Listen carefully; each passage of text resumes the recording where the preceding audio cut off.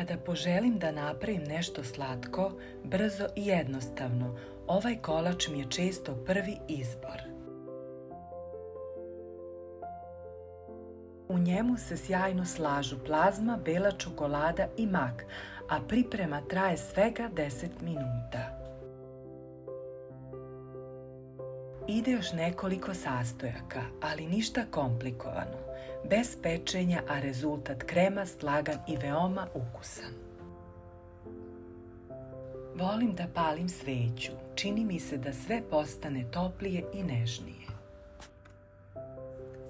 U šerpu sipati 500 ml mleka, dodati 120 g šećera i 1 vanilin šećer, pa staviti na laganu temperaturu da mleko provri, povremeno mešajući.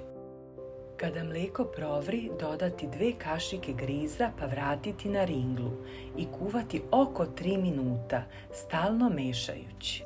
Dodati 200 g mlevenog maka i mešati još oko 5 minuta na ringli, dok se smesa ne zgusne i malo ne stegne.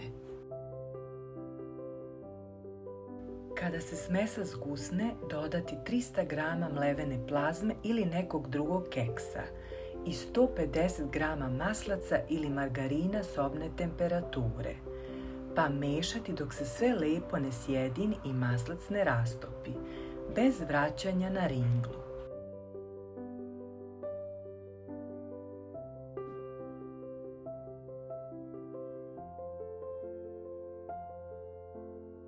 Kada se smesa sjedini, preručiti u tepsiju ili kalup, pa rasporediti po dnu.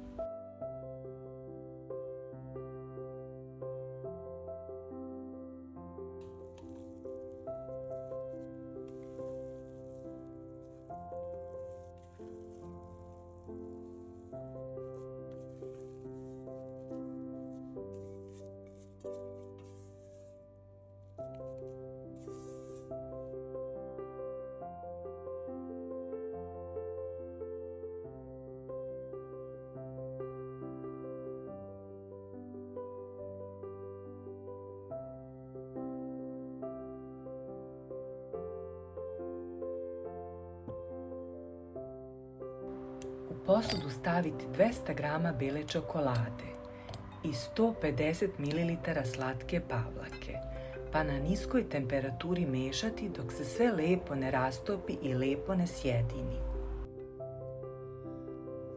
Odmah preliti belu čokoladu i pavlaku preko kolača, pa ostaviti u frižideru da se dobro prohladi i stegne.